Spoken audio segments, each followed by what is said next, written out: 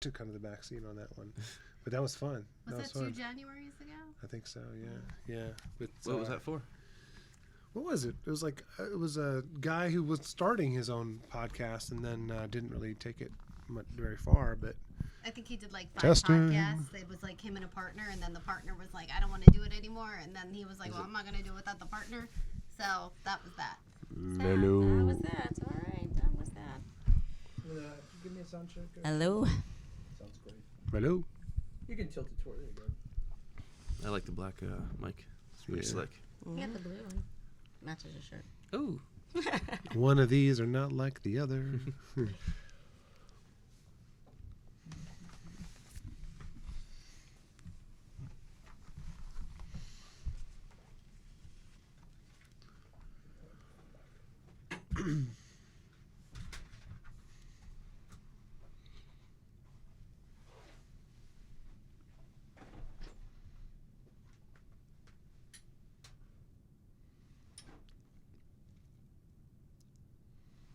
Give me 2 seconds. I'm gonna grab it. I got the biggest cranium in the world. Look at that.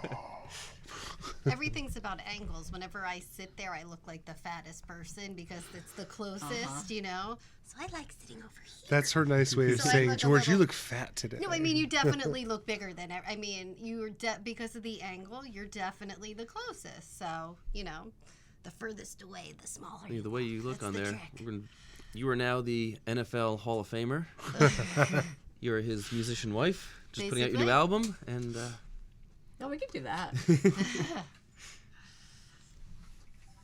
I'm just the nerdy too on this side. and I don't know what we do. Yeah, I know what we're doing.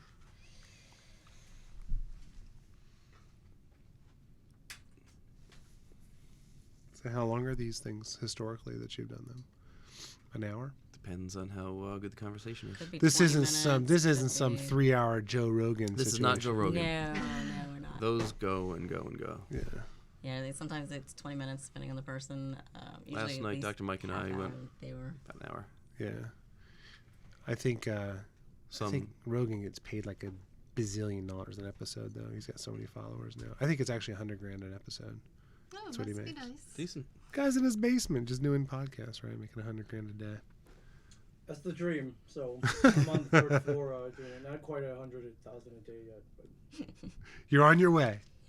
there's only one way. Yeah, you got to start. You got to start somewhere. So, Yeah. He started at 0. all right, whenever you're ready. All right. Go ahead, sir. You got no time to work out? Got no time for yourself? The Fit Lab at Functionised Integrative Therapeutics was designed to bring total health and fitness to individuals in the most efficient and effective manner. We blend cutting-edge science and technology and put into practical application. Conventional wisdom says you need to spend many hours each week exercising to see results. Science says otherwise. Developed with decades of experience, we provide the formula to ensure you achieve your health and fitness goals in just minutes each week. In New Jersey, watch out, Functionized now has IV therapy. Check out the fun photos of Shantae and I living in the old folks' home, hands held, getting IVs, becoming better versions of ourselves. That was a wonderful Friday. Happy Friday. From hangover therapy to customized cocktail concoctions to NAD+, the IV element functionized combination is up and at it and working. Man, that was a mouthful. I like that. Cool. Is that a little something for Barter Saves? Barter Saves. Local exchange helping business owners get new customers, save cash, and really develop through a network of like-minded business owners to lean on each other to turn what they have into things they need. That is what Barter Saves does. Baby, would you add to that, or is that pretty good? I'd say that basically what we do is we bring businesses new customers, help them get an extra revenue stream, and save them a lot of cash. So basically, in summary, that's kind of what you said. So Bam! Mic drop. And that's the podcast for today. No. It's all over. So this is your mad scientist, Jim, with Beauty Brains Brun. Shantae. And we are here with our very special guests, the NFL Hall of Famer, owner of Barter Saves. We have George Ackerson and his wonderful, wonderful wife, Renee. Hey, guys. Hey guys, Hey, thanks yeah. for having us. If you've seen some of the podcasts before, you may have noticed we were on their show and kind of a little flip mode today. It is a little flip mode. So, The tables have turned. touche. Yes. So, George and Renee are very interesting creatures, I gotta say. And I say that in the most loving way. So, they are what I would consider some pretty darn hardworking individuals. Not to take anything away from the rest of the world as hardworking, but the hours you two are up in the world when nobody has time for jack diddly squat. I know, George, you're in a constant pursuit of your own personal fitness and well-being. Renee, definitely doing the same. And I'm hearing that some of the toughest parts of the day is should I send my emails out at 3:30 or 4:30 in the morning? Means you're up at that time. Yep. So if you two could, at the same time, preferably separately here, give us a little background. How did you two start? Go all the way back as far as you can think, kind of to how you got to where you are today. Man, okay. So, we sit back. in terms of the context of the actual business, or even prior to that, maybe I'll start a little bit prior to that. So, about 6-ish years ago, I was working in New York City, and was looking to grow my personal life, and through one way or another, teamed up with what is now my wife, Renee. And what's interesting is at the time we both kind of had our own ventures going. I came from tech software, call it, systems and software world. Renee came from kind of media and advertising world. And but we kind of stumbled on this idea that local business owners need a lot of help.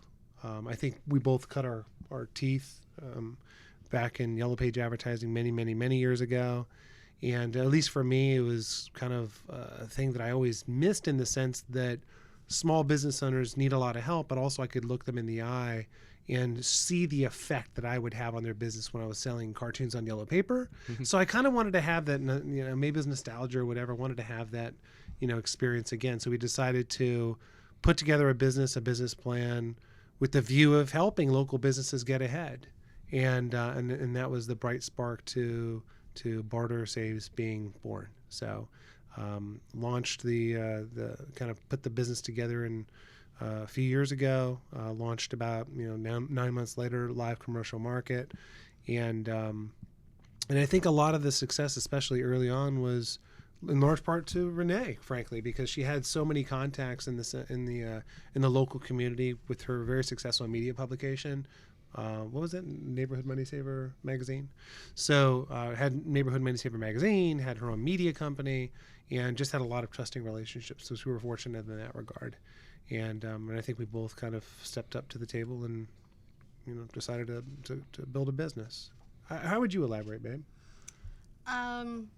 George and I had similar backgrounds as far as media and sales.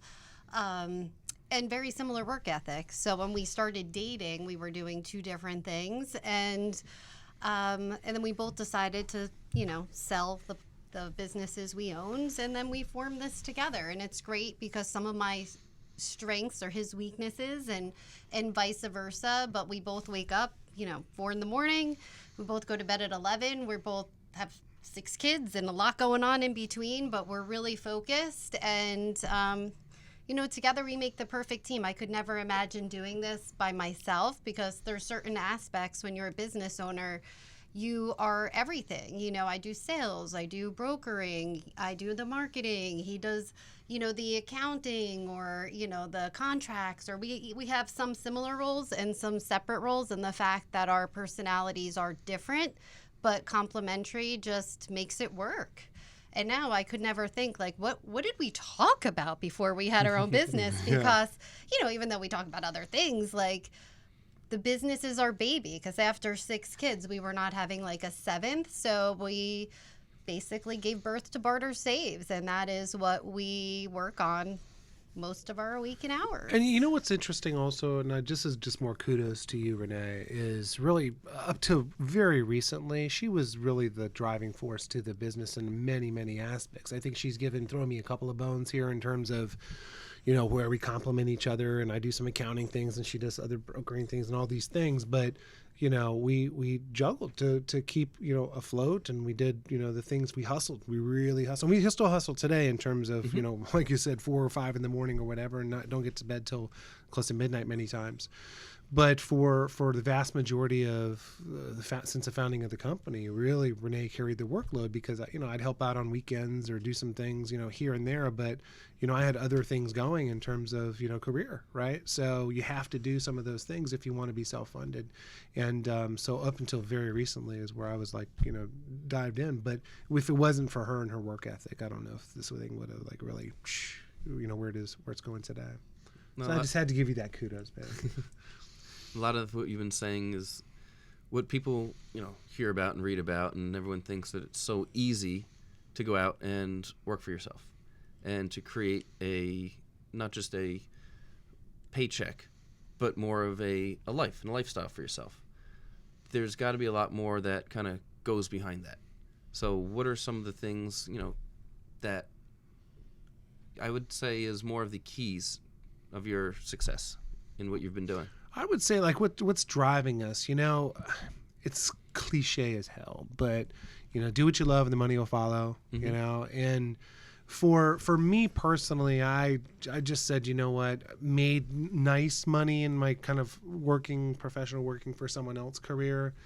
And it was great, but was I really fulfilled? So when we started this thing, and at least for me more recently, where it's all in, it's just put yourself out there to serve the clients, just service the clients. And if you do that, and, you know, let the byproduct be what it's going to be, you know, whether it be the money, excess time, whatever it is, and just give, you know, because most of the time the things will just start coming back. So that's been the philosophy that I think we've both had since inception of the business. Just do the right thing, and, you know, usually everything will work out.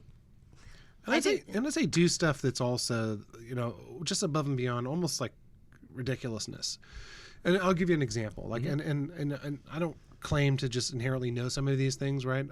I saw this thing for Jeff Bezos from Amazon when he was just starting out. There's YouTube videos of this actually, where he would go and hand deliver books. Because remember, Amazon was like a book company at first, right?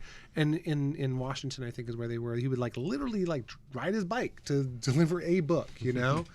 Like we do some of those things now. Like literally 2 days ago, I picked up like 2 shirts because the order, there was a little bit of a mix-up, and 2 shirts weren't delivered that should have been delivered, and I drove 30 minutes and 30 minutes back just to deliver. I probably spent more in gas than we, quote, made on that, but it wasn't about the money. It was about the service and you know, living up to a standard that I would want to be, you know, taken care of, right? So when people work with us, they entrust us. So, you know, I think it's about service first. Serve, and let the chips fall where they may, right? Absolutely. Now, in the book, Biohacking the Brain for Success, that a couple people may have put together, we kind of put a emphasis on there's a lot of different parts of life. I mean, if you are a NFL quarterback, for instance, that may be it, especially as a rookie. You don't have a family, really anything to think about other than throw football. Becoming truly successful, there's a lot of different aspects of life, and I'm sure you two have seen those different aspects of life, be it family, you have a lot of kids, you got the company, so your professional career, your own health, well-being, things like that.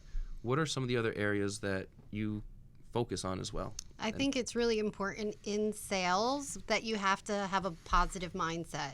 So a lot of times when I'm driving to appointments, I'll put on like my YouTube on my Bluetooth of like Tony Robbins or like some of the people from The Secret, and always try to Oprah's my person of the week, you know, right now. Just always talking about mindset. So you have to have your mind and your body, and that's where, you know, you work out. So even though we're up early and we're with the kids and we're doing Barter Saves, you know, throughout the day, I have to retrain my brain, like positive mindset, and work out and let some of the energy out. So it is all different areas that all come together for success.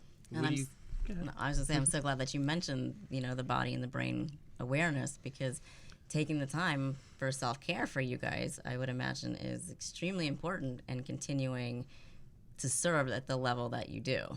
You have to, because life is stressful. And the only thing, I don't ever work out for, I got to lose calories, or it's really all for my brain, because I feel so much better when I'm done doing it. And even if it's 30 minutes, it just changes my day. I'm just happier, I sleep better, and it shows in all areas of my life. That's exceptional. You seem to be in decent shape. What do you typically do for your workout? I'm a big spinner. I like to spin. So if I can't make a class and I only have like a 30-minute lunch break, I'll go in the room and I do what I got to do. But that's what makes me happy, is spinning. So that's my escape for things. Very good. Do what works and do what makes you Yeah, happy. put on my Netflix, watch Schitt's Creek or whatever else I'm binging on that week, and it goes by quick. Kill two birds with one stone. Awesome. All about efficiency. Yes. And you two have a plethora of kids. So I don't know about how you two do it. We find it's a lot of controlled chaos. Man-to-man is gone at our point. So how do you two do it? You're living complete lives, and now you've got kids running all over the place. I'm sure you've got to get them places, bring them back, etc. Yeah. How does that even begin to fit in? You just gotta make it where it's just part of life, It is like even today. I have a kid with an allergist appointment. I gotta pick her up, I gotta make sure that the other kid gets in the house on time, and then someone has a party tonight. And yesterday, with everything unexpected, kids missing the bus, or you never know, someone's sick and has to come home from school. Things always happen, but luckily I have a good support system. I have my mom who lives a minute from me, and when I can't be there, she's the hugest blessing in my life to make everything run smoothly if need be. Very important. Grocery store shopping every 2 days. That's one thing. How do we keep laundry? They eat a lot. They eat a lot. I am always doing laundry. If there was one person I would be looking to hire as someone to come, I don't mind putting it in the machines, but folding 8 people's worth of laundry is Sounds so ridiculous. familiar. It is. I have wished for a laundry fairy for a very long time. If anybody listening to this is looking for a business idea, laundry fairies, and call her. She'll be your first customer. Absolutely. We got this year, for the first time in my life, and I guess since we've been together, is a laundry chute in our house. Those are right? fun. Oh man, it's the greatest. You don't have to carry the laundry downstairs. You just throw it down the thing. Then we got to carry it back up. But that's half the battle, But right? what's really fun about the laundry chute, I had a painter at my house last week, and he was painting, and he didn't notice the laundry chute, and he was painting, and it has an echo, so I opened it up, and I go, hello down there, and I saw This him, is God. and he just freaked out. But little things like that give me joy, and people have chuckled about it, but that's been the second benefit of the laundry chute. Mischief gives you joy. Good. Yeah, Gotta have it fun was where funny you to can. me. But I think, going back to your question, it's you have to prioritize. I think owning your calendar is a part of owning your life, and not becoming reactive to everything everyone else wants you to do, right? I think one of the things that makes our household successful is that we know how to prioritize the things that are important, right? There's the have to do's, and then there's the want to do's. The need to do's fit in there somewhere, but the have to's have to get done, right? So core to our life is 2 or 3 kind of facets, right? It is we are prioritizing working out, right? That's become a main staple in my life for the last 5 months. In addition to that, it is the business, right? We are very diligent about that. And then there's a couple, other things in terms of, the basics of the children and making sure they're taken care of. And everything else kind of just, if it goes into the next day, it goes into the next day. But those 3 or 4 core things are, but you got to own your own calendar, right? If you just are waiting for things to break or happen and then you react to them, then it feels like you're not, in control of your life. So I think it's important to define what those things are and actually take action with them, right? And that's what we do well. You got any calendar tips? What do you like to use? Google Calendars, your own notebook? I mean, what kind of works for you? Yeah, I do. I put everything in my smartphone in terms of my calendaring, and I create half-hour blocks. And the way I manage my life, and I've been like this for a long time, is I don't ever put anything in there more than like a half hour. So it's always half hour or less. If you can't finish what you need to finish in 30 minutes, I'm talking everything. Meetings, working out, all of those things. Now, do some bleed over, workout. Okay, I work out probably, with you guys 1 day a week, and that's only a few minutes, actually. So I might have you guys in for 15 minutes, actually. But, my other workout schedule is probably about 45 minutes. But generally speaking, it's a half hour or less. And especially, meetings, like business, on the business side of things, is really important to kind of point out. It's like most people's brains turn off after 20 minutes, max, right? So if you're blocking out an hour to go meet with somebody and spend 20 minutes just, shooting the breeze with them, they're fading. They're fading at that point. You haven't even kind of talked to them and pitched them, whatever. That's a really good idea. Just block 30 minutes. It forces you to actually try to accomplish more during that day. It forces you to, because I got the buzzard things on my thing, and I know I got next thing I got to go do. You know? So I think that's a tactic that I use. I manage it through there. Renee, on the other hand, I know what she does. There's this right next to the bed. There's this big old binder. She's a paper writer person. Blue pen, and I'm a writer. I'm the same way. Yeah. I like to see it. I like to be able to move it, and I did the same thing. I was the paper writer, and then realized she doesn't know my schedule. I don't know her schedule. And it took a while to kind of incorporate that. I had to learn Google Calendar, and I'm still fighting it, but I'm getting better at it. At least I'll show up to Taekwondo now because she puts it on the schedule and pops right up. So you know what's kind of ironic about like calendar systems and online versus paper writing? You guys actually do the most secure technology, I'll call it, there is, right? Because you can't like hack that if it's on a piece of paper. My phone, I'm sure someone could, like with a computer guy, could just get in there and be like, download this, download that, right? But you guys got like security there going on. I think Christian over there already did. So managing a calendar, I think, is really important to drive your own life and your own existence instead of the existence driving you, right? You got any other tips, Renee, that you find kind of helps your day go much more smooth? I always plan the night before, like very detailed what I'm going to do. And sometimes, like if I have X amount of calls or X amount of things, I try to put it in priority order of what I need to accomplish, and whatever doesn't get done can go to the next day. So what I like about the paper is I strategize.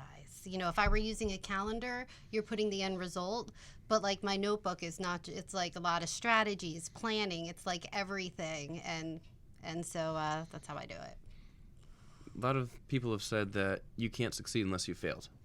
What would you two say may have been, at times, the biggest like catastrophic failures going, but when you look back at it, say that shaped my my existence for something far better? I actually don't believe in failures, because failures fall into mistakes, and mistakes make you who you are. Every lesson that I learned along the way is never really like a failure. I've always tried in every job and every relationship and everything my best. And even though it may have not worked out, it was a learning experience. So I don't actually know if there were failures, but I can tell you when I worked for corporate America, they would give you like your comp plan each year, and they would change it. And one year they changed it, and it was a $23,000 difference in pay.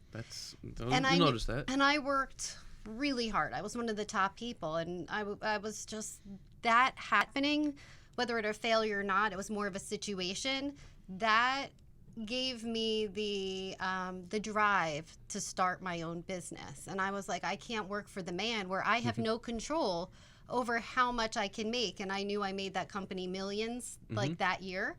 So when I first became an entrepreneur, I started Creative Media Solutions and Neighborhood Money Saver. But when that happened, that made me so upset, even though it was still making a lot of money. But $23,000, when you have a house, when you have a car, and you make your payments based on, what you're making, that incident gave me the motivation and drive to go all in on myself, which really was one of the best things that ever happened. What about you, George? Man, I've been embarrassed publicly. I've not delivered on things I thought I was going to deliver on. I've failed miserably so many times. But it's like that I see this Michael Jordan poster. Like, I've taken 26 shots, game-winning shots, and missed 26 of them, but I've made 50 or whatever that poster says. Yep. The more you fail, the more you succeed, right? It's like a law of averages. I think the key is kind of in a model that I live by is do today what others won't, so you can live a life tomorrow that others can't, right? So it's about taking those moments of embarrassment or I'll term as failure and then doing something with it for the more positive force of good, So I think for me, there was a physical failure, actually. When I was 18 years old, I injured my back and I was in bed for 9 months. And it wasn't necessarily a business failure, but that pain of being 18 years old and alone in bed for such a long time and being, I was with my dad out in California at the time. And it was very hard, I came from, I had a lot of friends prior to that and that sort of thing. I went somewhere new, so I didn't have any friends yet because I was just new out there and to be alone. But that time taught me to almost recondition my brain to say, I'm going to be comfortable in my own skin. It's okay to be alone for certain things. And I think that's actually carried me through a lot of, I become almost like a really an only child, even though I am an only child. I became even more of an only child because I became self-reliant because I had to be for 9 months, So, as far as other ways, that I've failed, maybe professionally, oh gosh, maybe one of the big ones. Oh, this is a big one actually. So, and I don't know if I've ever talked about this. So I had a client in 2005. Okay, I was selling billing services, and this client was a mobile carrier, and the carrier was growing really, really fast. Now, what was interesting is, so we were doing the billing for them. So we kind of, we could see these very large bills because at the time data it was very expensive, in 2005. But they were catering to these 18 to 25-year-olds for the cellular service. And they were getting bills that were like $1,000, but they weren't getting paid, right? So what was happening was this company was growing very, very fast. We were doing the billing for them, but we saw that they weren't collecting their receivables, at least a vast majority of them. Look, you can only bleed so long if you're not collecting your money, right? And so the embarrassing failure for me in that whole scenario was one day we get a notification that company that we were servicing went bankrupt. They were declared bankruptcy. And I remember I called the VP of customer care because that was my interface person. And I said, hey, you guys are growing hand over fist. And they were growing very, very fast. But they couldn't keep up with their receivables. And I said, no, hey, look, I heard about this bankruptcy thing.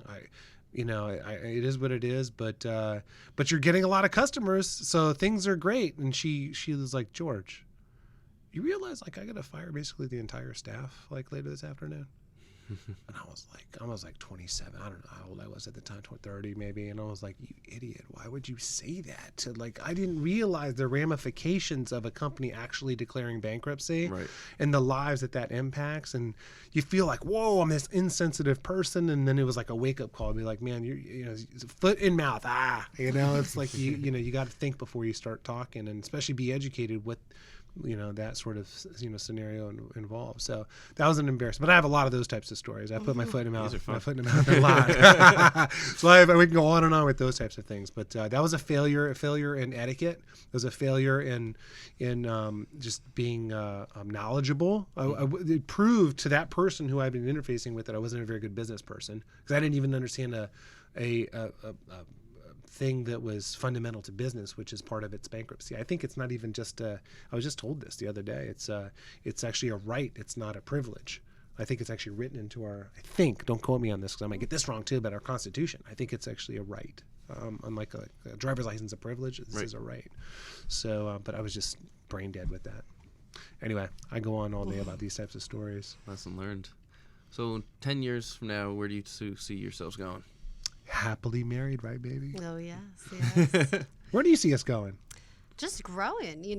Since we've started the company, we grow each and every month, each and every year, and we're just going to keep growing, whether, territory-wise across the United States, and grow our staff and just grow at a very good pace. We don't want to get too big too fast, but we're growing pretty quick. Yeah, we're growing pretty quick, and I think it's all about the service end of it too, and as long as we can keep up with being responsive to client needs, that's really the main thing. And I think it's better to have quality than quantity, but there's something to be said about quantity as well.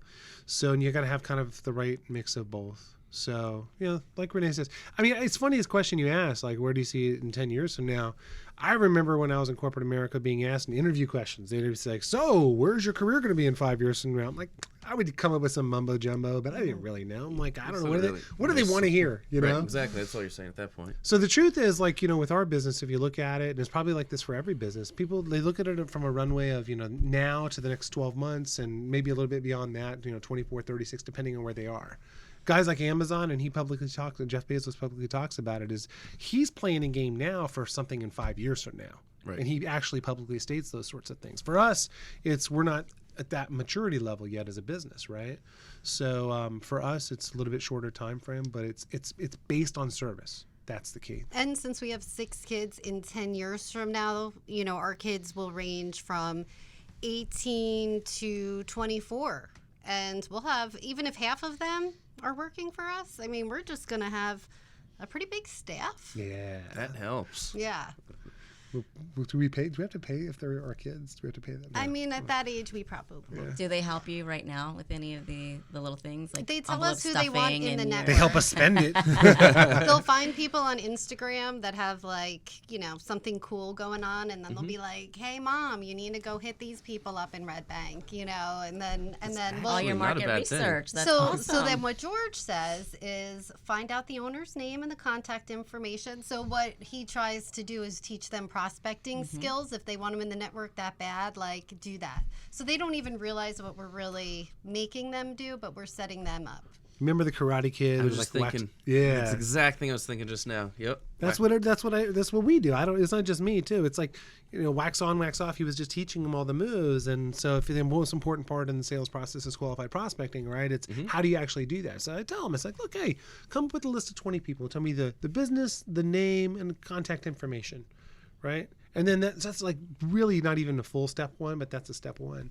And if they can actually complete that task, then I know that they're of the mindset to be able to kind of learn more and layer it. And what my kids don't even realize that they're doing, whenever I take them to like a restaurant, a dessert place, these kids are all about the Instagram. So they're putting it on their story or TikToking it or Snapchatting it, I don't even know. But they go to these places and they'll promote them, and then they'll put it on their social media, and people will respond to them and say like, hey, I went there, because you told me that or whatever. So they help, generate buzz, and they're basically doing some free PR for some of our barter. We got to be like one of the biggest social media marketing groups in the state, right? Because of our children that people aren't paying us for. Yeah. Wherever we take I'm sure there's other bigger companies, but I'm saying that people aren't paying us for it because of our little tribe of kids. The 6 kid social media tribe. They don't even know what they're doing. They call us the Barter Bunch. The Barter Bunch. Cute. That absolutely fits. So you mentioned being happily married in 10 years, working together, living together, raising the children together. When do you find time for just each other? Oh, well, we got Zeit nights. The way that it works out with our schedules, 3 dinners a week. Like my kids are with their dad, and 3 dinners a week. So basically 3 nights a week we have date night. Even if my kids come home at 8 o'clock that night, we still have date night. I think sometimes in life, right, the harder you work, the luckier you get, right? And in the case of our relationship, the universe conspired to help us out with creating these date nights, right? And if the universe and the podcast people out there didn't conspire for you, we'll figure it out. Go figure it out. But for us, it's just how our schedules worked out in our divorce agreements with our previous. We didn't even tamper with it. It was just like, this is meant to be. Free babysitters from the exes on date nights. So it was like we have a few freed up nights, which is really, really nice. But we know what it is. The key is we actually take them. We actually do it. Like, we don't just sit around and say, whatever. We literally always do something.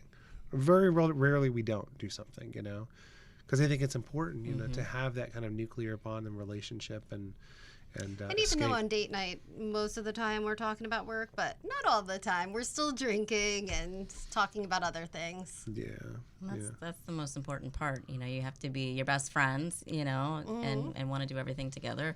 People ask us all the time, you know, do you get sick of each other? You know, how I could never work with my husband, or I could never work with my wife. And I'm like, I couldn't imagine it any other way. And it seems like you guys are the exact same. Yeah, it's all about finding the right partner, right? Because not everybody can do that. But luckily you guys can and we can. But I just think it's important. I think for us also it's a necessity, right? Yeah. And there's that phrase, and necessity is the mother of all invention, right? So for us, because of the 6-kid dynamic, the business, the limited time, but we do have freed up time, we find a way to make things work. And for us, it just works, right? So when you find that kind of chemistry in you know, personal relationships, business relationships, whatever those relationships are, you know, it's up to you to like recognize it and actually do something with it and do something about it instead of just complaining why things aren't working out the way you want them to be, right? So I think it's really important to kind of take action with that. Yeah. Absolutely. Yeah. No. Do you guys date night? I get the sense that maybe you do. We do. We do when we can. Oftentimes Friday nights. Yeah. We have our team meetings, and then when the team meeting's over, kids are already with grandparents, so we might as well just go out. Oh, you got the convenience of the grandparents too. That's great. we're I think your fortunate for mom that. is key for that one, Renee, right? Yeah, that's helpful.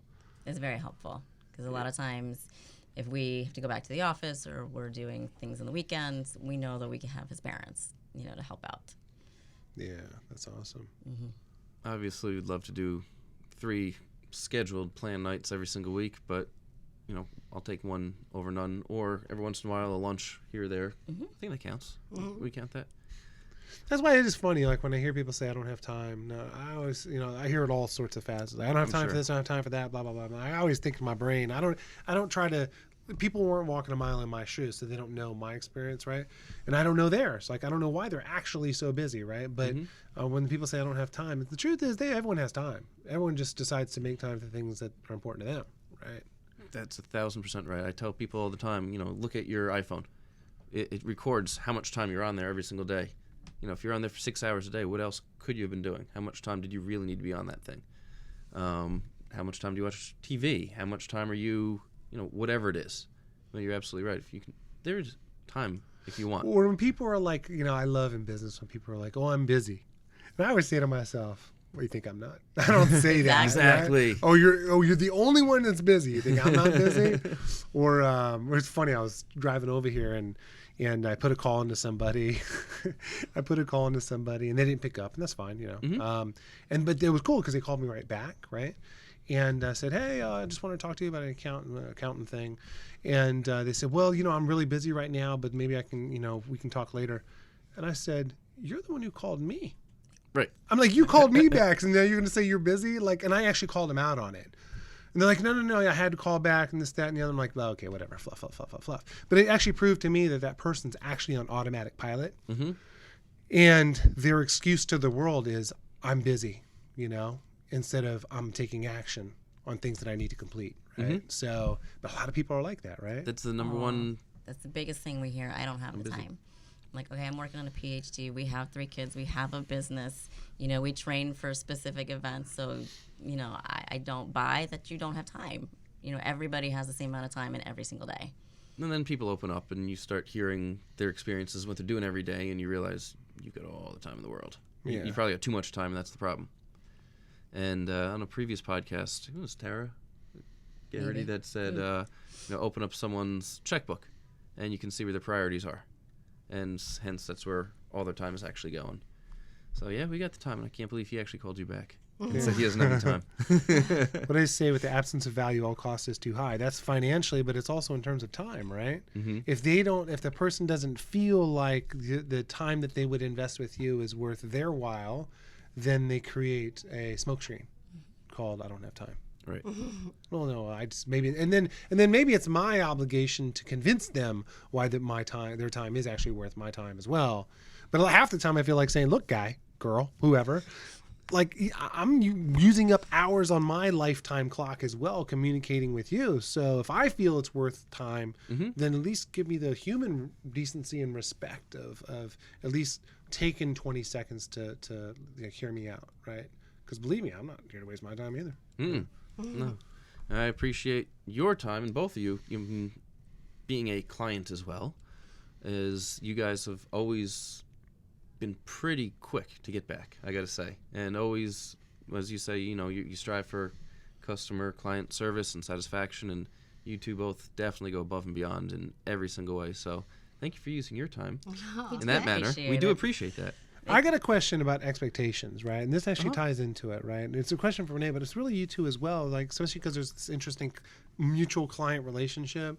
Is when people, when you do things to serve so much, and like you just said, we're pretty responsive with things, right?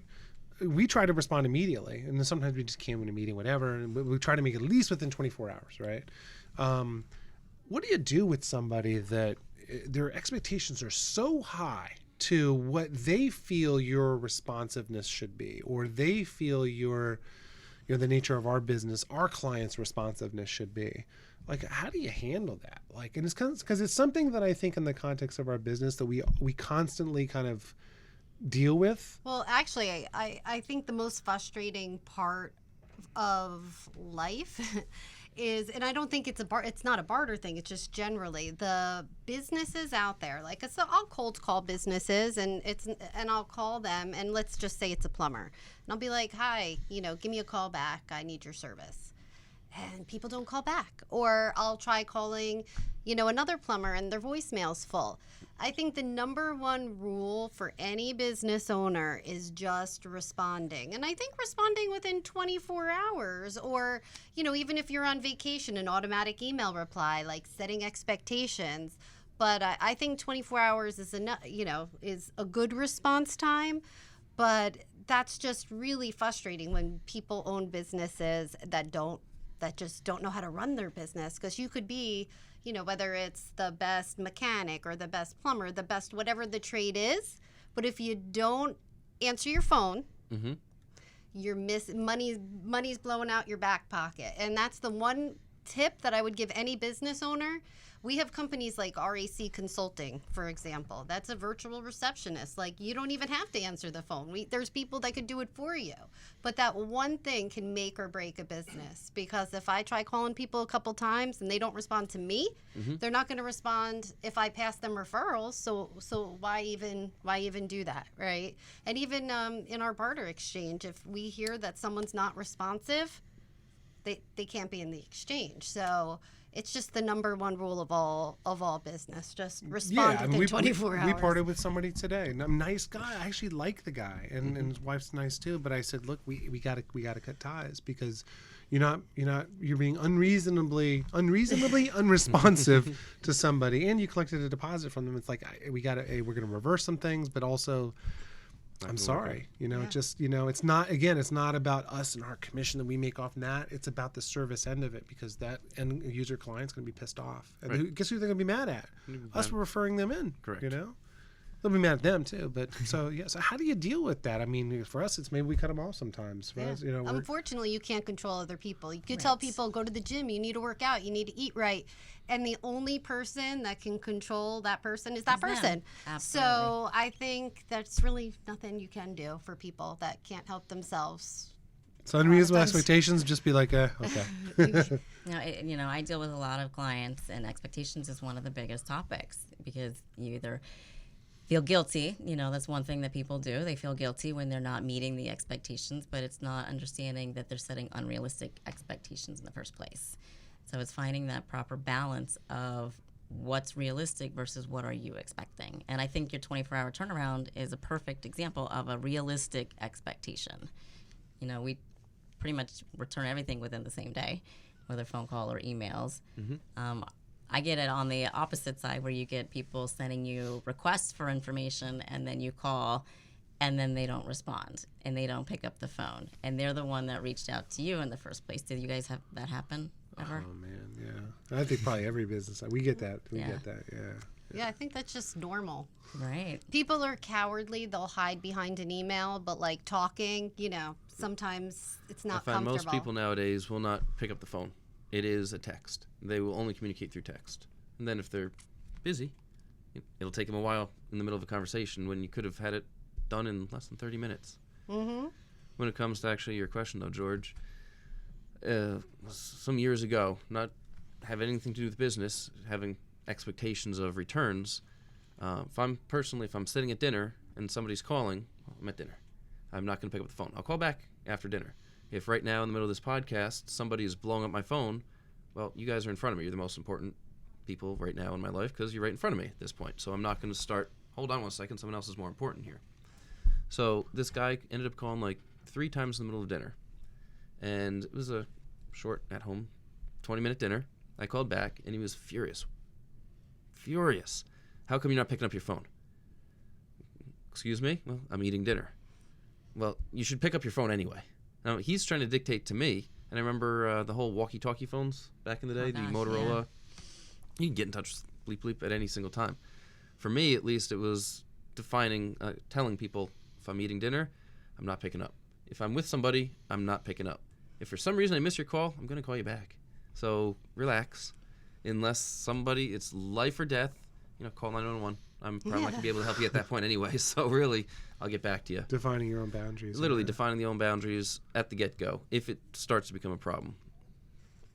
That's really... that is a pet peeve, though, what you just said about people, like, you're there with them, and then their phone starts buzzing, and then they feel they just pick it up as if you're not sitting there anymore. Right. Right? You're out of the picture. I was in another meeting yesterday, and I realized I'm sitting there at a coffee shop, this gentleman, and I put my phone on the table, and then about like a minute into it, it just ding in my brain, and I said, I'm going to take this off the table because it sends the wrong signal, as if I'm going to keep an eye out on my phone just in case something comes up. Right. I turned it over so I wouldn't see it glow, if someone calls me. And then actually at one point I heard, because I knew the T-Mobile jingle, and I was like, oh shit, that's my phone. But I didn't even touch it, because I'm forcing myself through habit, to not do these things, because I think it's very rude. Right? Yeah, absolutely. People want to feel like they're the most important person in the room, not people that aren't in the room. Right. Exactly. Yeah. I think there's a lot to be said for a lack of customer service in today's day. That everyone has that immediate response of what's next, and can't focus on what it is that they're doing. So the fact that you guys do that and can, prove to the world that it's still possible. But it's all neurological in the brain, right? Because dopamine, those 4 chemicals in the brain, right? Because just like the likes, but in terms of being responsive, like it's almost like a boost of something to know someone's interested in talking to me, right? Isn't that what's happening in the brain? Exactly. Yeah. It's even when it comes to, you make people feel important when you're with them by focusing on them. Even when it comes to working out. How many times people have been in the gym, you've seen them playing on their phones. Yeah, I can tell you every single Carol ride, the artificial intelligence bike that you now absolutely enjoy and love and want one for yourself. If I'm checking emails during the warm-up phase, thinking I can check my emails, go through, I know I have a few to respond to, so I can get them done in 2 minutes. Guaranteed every single time, my only 20-second ride is going to be far lower than if I was actually focusing on the task at hand. So even by pulling yourself in those many different directions, you're at a meeting, you're talking to somebody, you're thinking about that phone, you're not actually able to deliver the best version of you possible to that individual. I believe that. I read something one time that said that the brain is actually not designed to multitask. It's actually designed to focus on one thing at a time. And a lot of people, brain. I know. People think that's the case, but they lose stuff along the way. They lose stuff, like little trigger, little thing, optimization of time for whatever that is. So, by the way, speaking of that Carol thing, I'm not a fan of the 20-second sprint. I didn't tell you about this, but when I was there last week, we went from 10-second sprints to 20-second sprints. I don't know why there was such a big leap. Now, podcast people out there, you're thinking to yourself, It's only 20 you're seconds. thinking, it's come only on. 20 seconds, 10 more seconds. Please, let me tell you something. That I told him, I was huffing and puffing. I said, I have never in my life been this winded. You gotta understand, I was a football player, basketball player. I was younger back in the day. I have never been that winded. I couldn't catch my breath. I couldn't go the next 20-second thing. And then the machine says, I guess we worked you too hard. I'm like, damn, that artificial There's intelligence. no pedaling Knows going on too here. much. So let's roll it back to 10 seconds. Anyway, that's another conversation for another day. 15 sounds great. Yep. Good negotiation. There you go. Well, guys, I certainly appreciate you guys being here, and hopefully our podcast listeners have been able to ascertain a little tips, tricks on how to be better versions of themselves. Better business people. Exactly. Outside of the gym, better people overall, whether it be in the work environment or whether it be running your own business, to just be better. Awesome. So, George, Renee, thank you. Thank you. Thanks for having us. Beauty Brains Braun I'm out. is your mad scientist. I am out.